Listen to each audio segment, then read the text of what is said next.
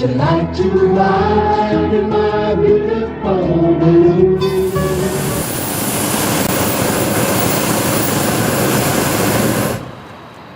We're off like a herd of turtles.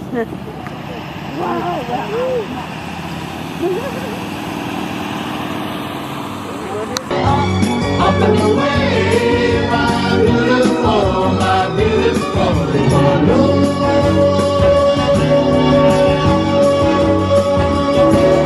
The world's a nicer place in my beautiful balloon. So we are part of the wind, so we go wherever the winds take us to. We just drift with the wind. Oh, there's other balloons. We go down the valley. I've been over around Ace quite a bit lately. In case you haven't noticed. All the exotic locations. So we would end up going down the valley towards Chimney Rock a lot. You see Chimney Rock down there? That's because we did this down the valley. And that cold air that comes off the mountains, it sinks down to that. How long have you been? Oh, look at that one over there. Those are the boob crew, the pink and brown ones. They call those boobs. That's funny. Kenny, I kind of want to look like little hands. Yeah.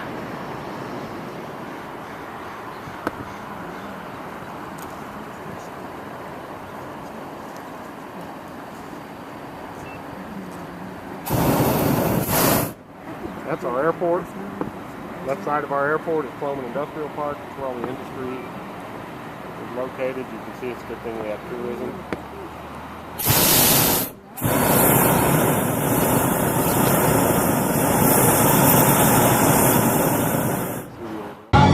Up and away, my beautiful balloon.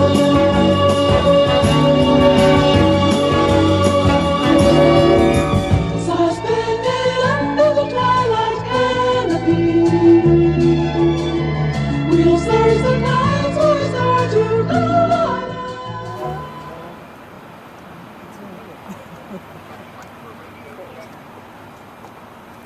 Religious site, not a religious site. That is a religious thing where you walk in circles and pray or meditate. Oh, a ladder. See it? Oh, Yeah. Behind that would be 500 acres lower here.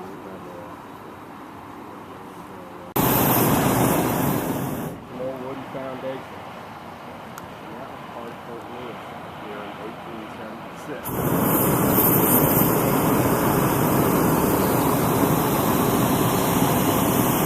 Two-story Piper Park. This is Piper Park right here. Those two are buildings are still there.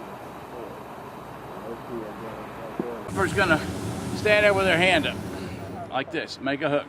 Okay. And the other person's gonna act like you're holding them down. On the highway this morning, it's been the story of my life, and there's been last month.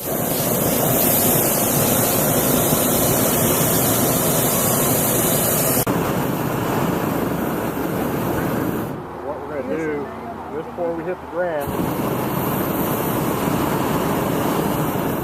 we're going to be facing the direction we're going, holding on in two places, knees slightly bent.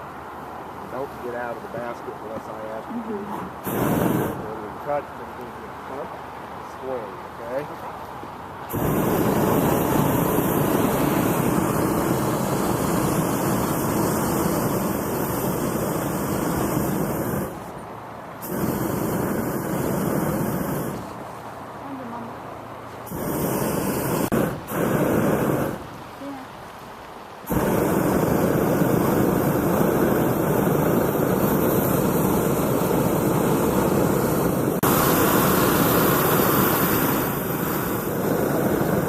Remember, a little bit of a bump. Kiddo.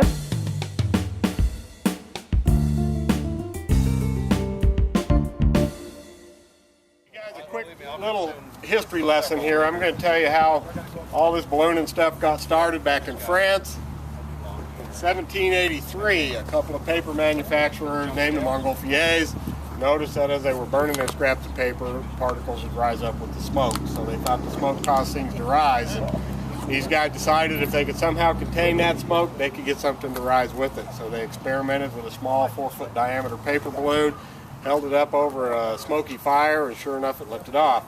Well, these guys decided that if they would build something big enough, they could get enough smoke in it, that it would lift them off the ground as well. So they constructed a balloon that held a little more than 400,000 cubic feet of air. If you need a reference, this one holds 180,000 cubic feet. So the first balloon was just slightly larger than this one. It was a paper balloon. It had a silk overlay. The silk was decorated with faces painted on it and swirls and curls and streamers.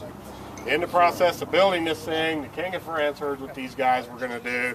He called them into the courts and he said, now listen, you guys, you're very prominent Frenchmen. You're the royal paper manufacturers, and I cannot allow you to participate in this because you'll be killed. Well, they argued with the king, but the king wasn't going to hear of it. He did offer him these two criminals, saying, I've got these two guys, I've been needing to take them out and sharpen up the blade. You can save me that mess and clean them up wherever you find them, since he was convinced they'd die. Well, they declined his offer, thinking this is going to be an event remembered throughout history, and they didn't want that honor to go to a couple of crooks. So they compromised with the king, and they sent animals up on the first balloon flight, and they sent up a sheep, a rooster, and a duck. Well, the king was right. The rooster did become the very first ballooning casualty. It was killed on the impact of landing by the sheep, who wasn't facing the direction they were going, wasn't holding on in two places, didn't have his knees slightly bent. So when they hit the ground, the sheep stepped on the rooster, and the rooster died. However, the sheep and the duck lived.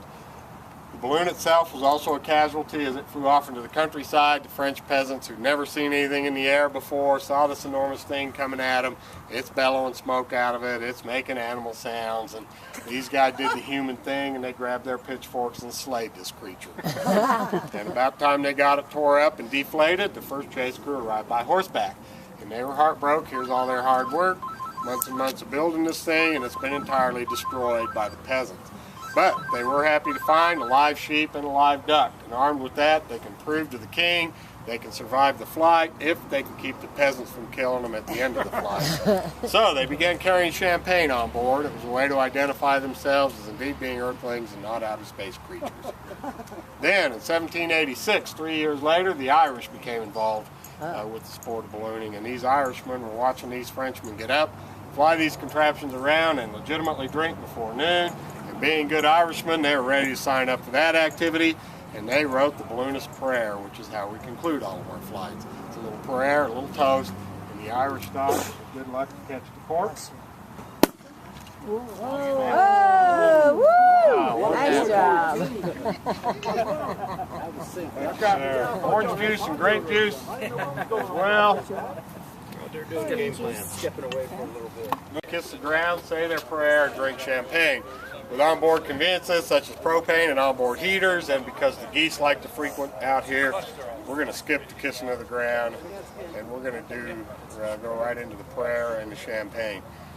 The winds have welcomed you with softness. The sun has blessed you with his warm hands. You have flown so high and so well that God has joined you in your laughter and set you gently back in the loving arms of Mother Earth. Here, here. Yes. All right, thank you. Had at least one birthday on board. Happy birthday.